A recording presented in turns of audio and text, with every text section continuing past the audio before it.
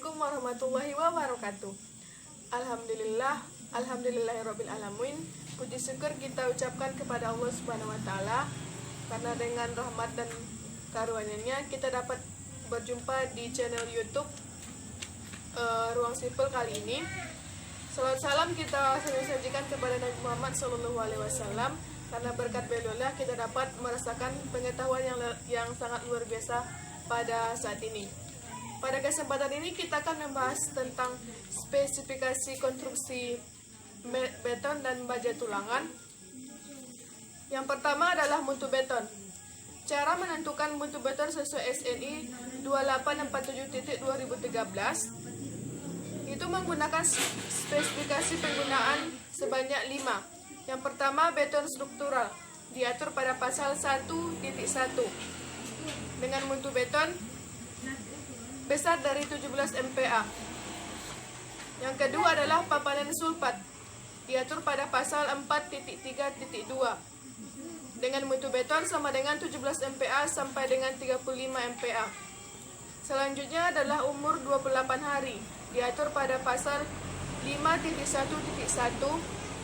dengan mutu beton besar dari 17 MPa.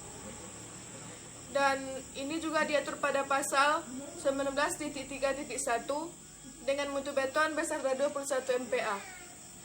Selanjutnya SRPMK beton normal yang diatur pada pasal 21.1.4.2 dengan mutu beton besar dari 21 MPa. Dan SRPMK beton ringan yang diatur pada pasal 21.1.4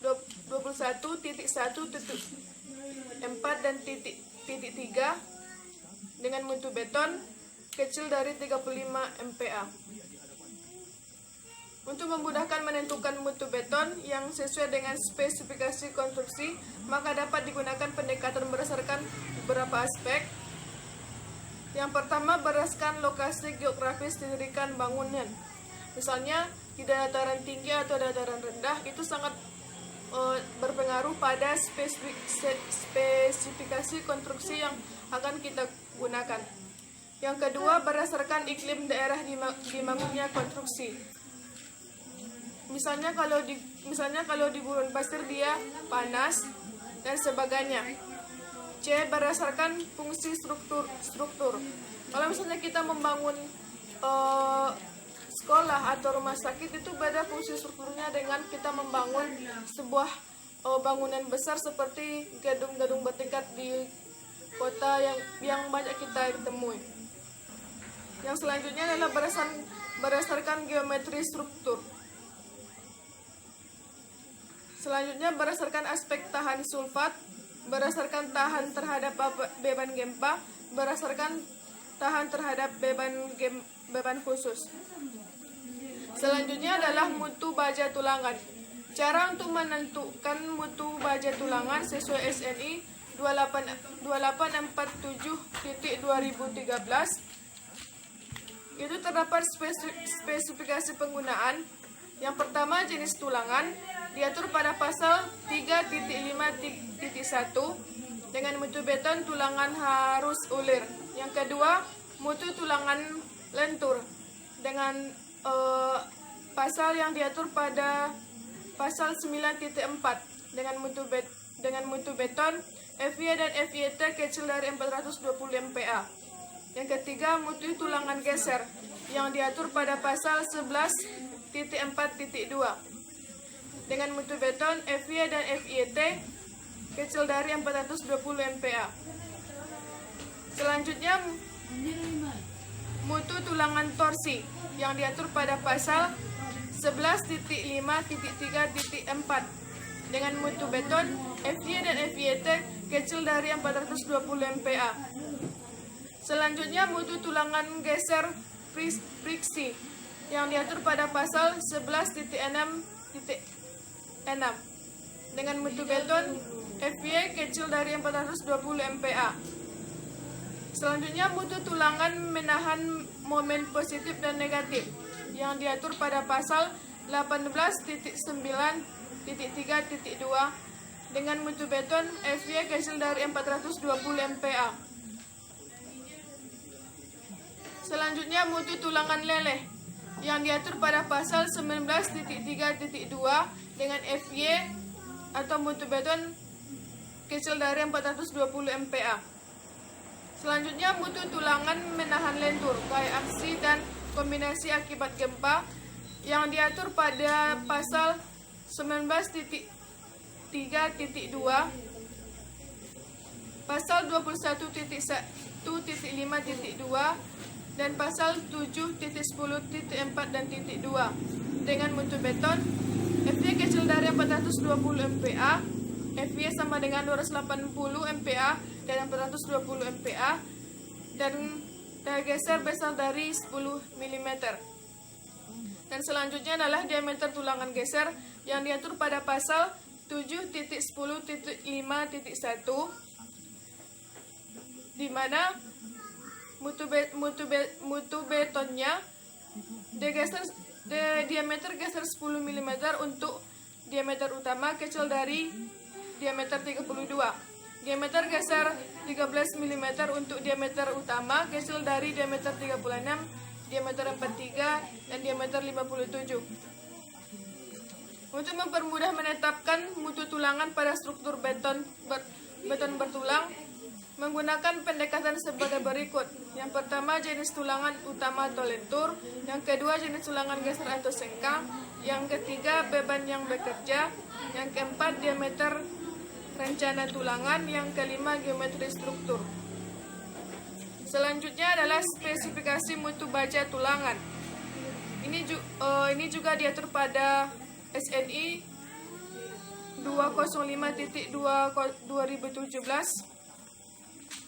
Yang pertama, kelas baja tulangannya adalah BJTP 280 dengan kuat tarik 280 dan 350 dengan warna hitam. Yang kedua, BJTS 280 dengan kuat tarik 280 dan 350 dengan warna hitam. Yang ketiga adalah BJTS 420A dengan kuat tarik 420, 525 dan warna kuning. Selanjutnya adalah BJTS 420B dengan kuat tarik 420 dan 525 dengan warna merah. Selanjutnya BJTS 520 dengan kuat tarik 520 dan 650 dengan warna hijau. Selanjutnya BJTS 550 dengan kuat tarik 550 dan 687,5 dengan warna putih. Selanjutnya BJTS 700 dengan kuat tarik 700 dan 805 dengan warna biru. Selanjutnya adalah detail sengkang balok. Di sini menjelaskan tentang rencana tulangan geser dengan lebar 450 mm dengan tebal selimut 50 mm dan panjangnya 650 mm dan jarak antar plat beton bertulang yaitu 150 mm.